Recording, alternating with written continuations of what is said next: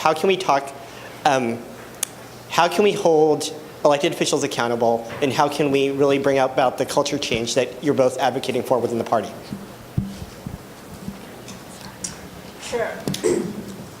So on the last campaign, we talked about having the courage to facilitate difficult conversations and to tell hard truths. And the hard truth of the matter is that the party that we have today was not built or intended to support the kind of activism that we have today. That is the truth. This party was not built to be a party that really welcomed and encouraged grassroots activism, that encouraged us holding our elected officials accountable, that encouraged diverse perspectives and voices. It just was not. And so really, the place where we're at right now is at a crossroads within the California Democratic Party. This really is about understanding that it is time for us to rebuild this party, to create a 21st century Democratic Party that really is a party that serves the people.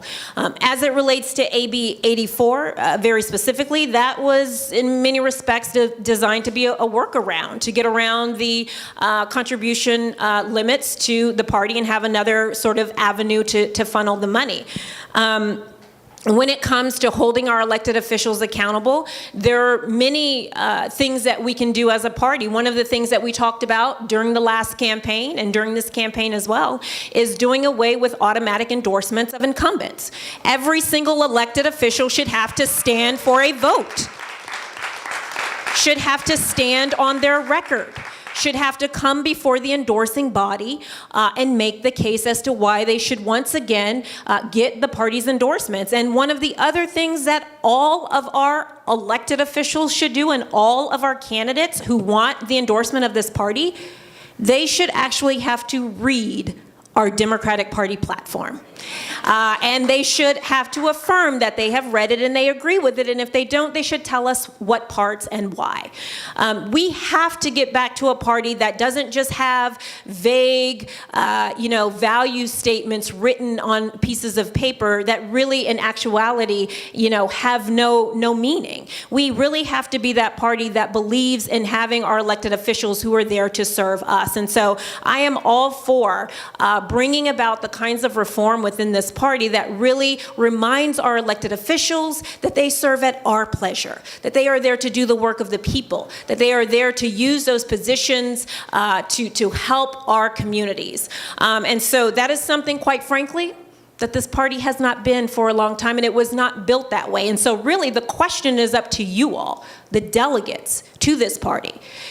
Are you ready for the kind of change that really builds this party so that it is a party of the people, by the people, for the people, fighting on behalf of our democratic values in everything that we do? That question is before all of you, and I would again suggest that the party we have today is not that party. And I'm running to bring that party to California because I believe that this party can and should be doing more for everybody and should stand here in California as a model for the rest of the country to follow. I believe that, as the 5th largest economy in the world, here in California, we don't follow trends, we set the trends. And this is an opportunity for us to set the trend for the rest of the country as to how we get back to the business of winning elections. Thank you, Kimberly. I've got a somewhat elementary question for you. What is AB84? That was basically a bill that I think it was an assembly member up in the Bay Area who sponsored that, who basically they wanted to create a workaround to be able to raise unlimited amounts of money for supporting candidates that did not have to go through the party. And this, I think, was because the party had been talking a lot, or at least the delegates had been talking a lot about the kind of money, the limits, and so forth. And so this really was sort of, in many respects, a golden parachute, a workaround, a loophole, so that they could raise unlimited amounts of money outside of the party. Thank you. All right, Draka, you're up. So I actually think that there are thousands of people around this state that have been working for years under the umbrella of the Democratic Party to change their communities, to elect more and better Democrats, and to hold them accountable. I know this because I've spent 15 years working with them. I think that people have been putting in time and effort to change the party, to reform it. You know, just a few years ago, every single delegate to the state party convention was appointed by elected officials. And it was insurgent activists, right, who came in and said that's not democratic, and first added delegates from the central committees and then later created the ADEM process. I've been all around this state and talked to people who have developed incredibly sophisticated operations for doing voter turnout and for translating that into grassroots lobbying on issues. You know, when I first became chair in Santa Barbara, one of the first things we did was actually adopt a county party platform that we could use to decide which Democrats to endorse in local races. Right? Because at the end of the day, what we come together to do as a party and argue about is what it means to be a Democrat. And there are people all over this state who have been doing that. Thankless, unsexy, unglamorous work. I'm running because I want to support that work, because I want to add to the number of people who do that, and I want to make the work of the people already doing it more effective. That's why I was the only leader in this party who gave testimony and got in the faces of our elected officials that came up with this idea of AB84. Because they wanted to create party fundraising committees controlled just by the legislative leadership to endorse and support candidates, whether they got the Democratic Party's endorsement through our democratic process or not. We generated tens of thousands of phone calls from grassroots Democrats all over this state to defend our party and to try to get our leaders in Sacramento to drop this terrible idea. Sadly, at the end of the day, the only reason it didn't pass was because of a revolt by Republican members against their own leadership.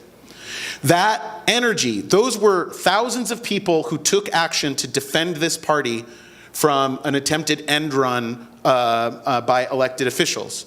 It's there. So I don't believe, actually, that the Democratic Party we want doesn't exist and that it has to be sort of built overnight. I actually think it's being built every day. It's being built by people who don't get a lot of attention. It's being built by people who don't get a lot of thank you. And it's being built against the dominant political culture in this country and in the state that says that being partisan is illegitimate. How many times have you been out working on a local race where people are like, oh, but it's a nonpartisan race, so I'm just going to vote for whoever, knowing that if Republicans take control of that city council or that school board, there's going to be reactionary policy that follows it and people are going to get hurt. God bless those people who push against that, who've been working to keep our local elections partisan, that nobody pays any attention to. God bless them, and I'm going to be their chair. And I'm going to be a chair that welcomes in new activists who've never heard about any of this and helps them to develop their skills and their power in the party so they become party activists and party leaders. I've watched, and in fact, I'm such a dork about this, I actually wrote my PhD dissertation about how social movements have transformed the Democratic Party. And guess what? Going back decades and decades, movements have started outside the party, come in, affected change, and so many of the things that we take for granted today, the caucuses, the endorsement process itself, all of those are victories by activists whose shoulders we stand on today. So I actually I'll say right away, if I'm elected chair, my number one job won't be fundraising. I'm going to hire an excellent fundraising team. We're going to develop a great strategy. We're going to do a lot more grassroots fundraising.